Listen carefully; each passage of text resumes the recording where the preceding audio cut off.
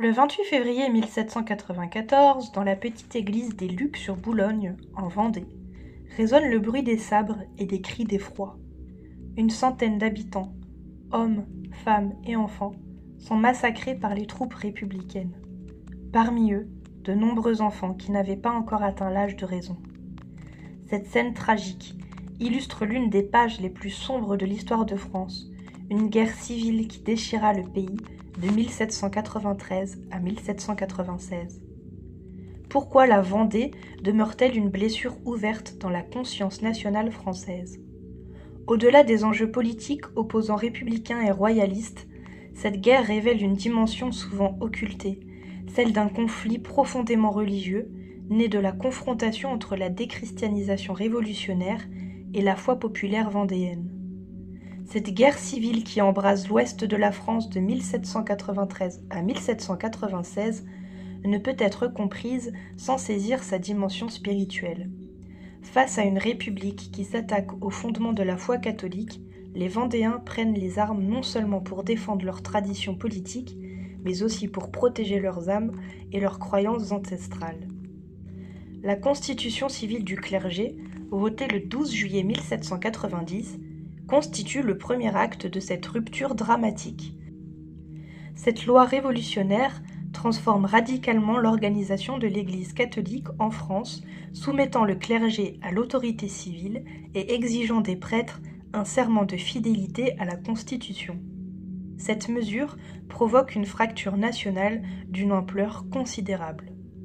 En Vendée, territoire rural où l'alphabétisation demeure faible, l'attachement aux prêtres locaux revêt une importance particulière.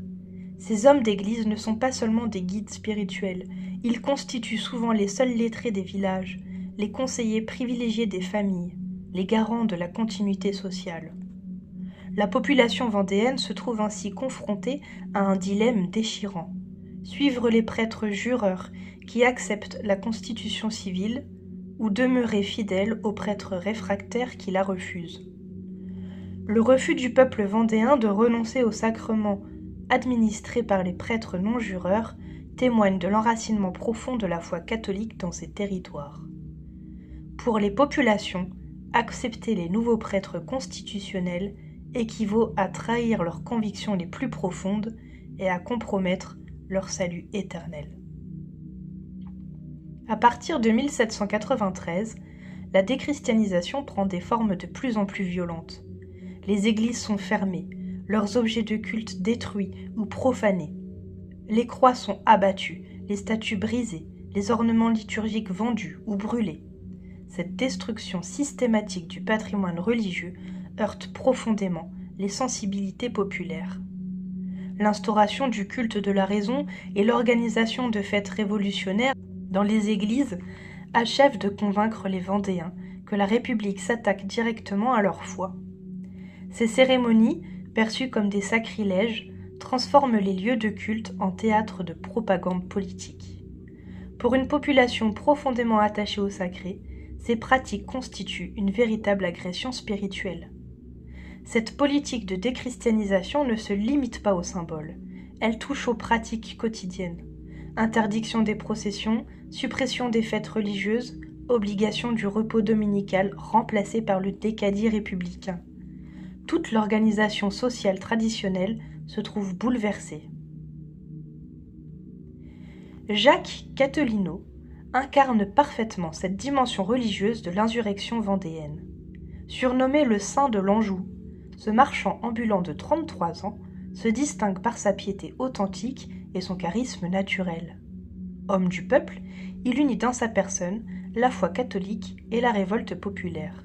Sa mort au combat en juin 1793 lors du siège d'Angers en fait rapidement une figure quasi mystique pour les insurgés. Henri de la Roche-Jacquelin, jeune noble de 21 ans, représente une autre facette de cette résistance catholique. Fervent pratiquant, il incarne l'alliance entre l'aristocratie et la foi traditionnelle. Son célèbre cri de ralliement « Si j'avance, suivez-moi, si je recule, tuez-moi, si je meurs, vengez-moi » résonne comme un appel à la fois militaire et spirituel. Les bannières religieuses qui flottent au-dessus des colonnes vendéennes témoignent de cette dimension sacrée du combat. Le Sacré-Cœur de Jésus, brodé sur les étendards, devient l'emblème de la résistance. Les insurgés portent des croix cousues sur leurs vêtements, transformant leur engagement militaire en acte de foi. Les messes clandestines, célébrées avant les batailles, révèlent l'importance de la dimension spirituelle dans la préparation au combat.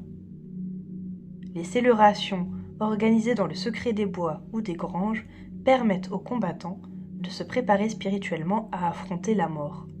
Les prêtres réfractaires, cachés par la population, maintiennent ainsi vivante la flamme de la foi catholique. Si le cas des prêtres armés demeure rare, certains n'hésitent pas à accompagner les troupes insurgées. L'abbé Bernier, futur négociateur du Concordat de 1801, illustre cette participation cléricale à la résistance. Ces hommes d'église justifient leur engagement par la défense de la foi et la protection de leurs ouailles. Le chant du Salve Regina avant les affrontements transforme les champs de bataille en lieux de prière. Cet hymne marial, entonné par des milliers de voix, donne au combat vendéen une dimension quasi liturgique. Les insurgés partent au combat en priant la Vierge Marie, convaincus de défendre la cause de Dieu. L'envoi des colonnes infernales du général Turreau à partir de janvier 1794 marque l'apogée de la répression républicaine. Ces troupes reçoivent pour mission d'exterminer les brigands vendéens et de détruire tout ce qui pourrait nourrir la rébellion. La guerre change alors de nature pour devenir une entreprise d'anéantissement systématique. Les villages sont rasés, les églises brûlées, les prêtres pendus aux arbres ou fusillés sans jugement.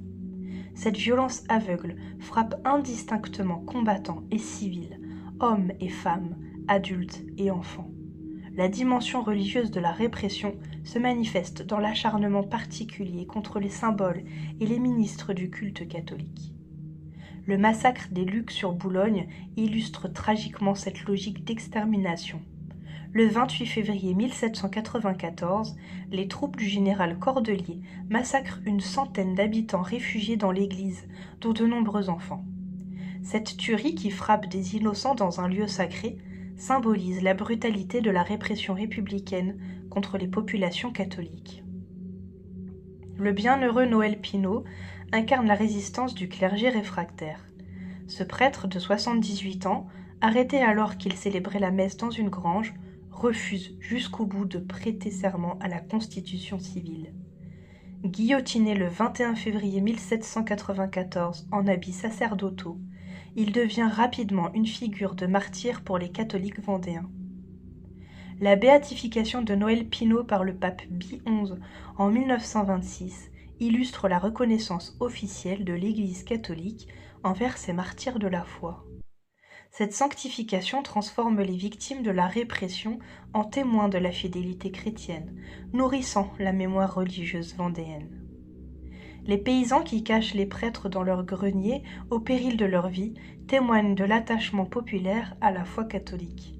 Ces actes de résistance passive, moins spectaculaires que les combats, révèlent l'enracinement profond du sentiment religieux dans la société vendéenne. Familles entières risquent la mort pour permettre la survie du culte clandestin.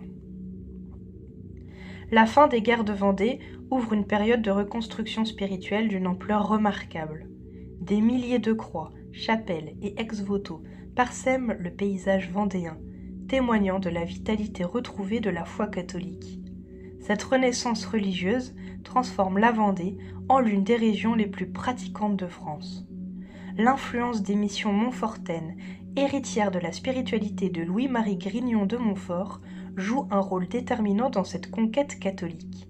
Ces missionnaires, formés dans la tradition vendéenne, parcourent les paroisses pour raviver la foi et maintenir vivante la mémoire des martyrs.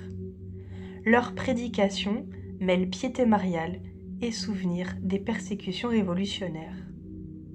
Les processions et pèlerinages qui se multiplient tout au long du XIXe siècle constituent autant d'actes de résilience collective.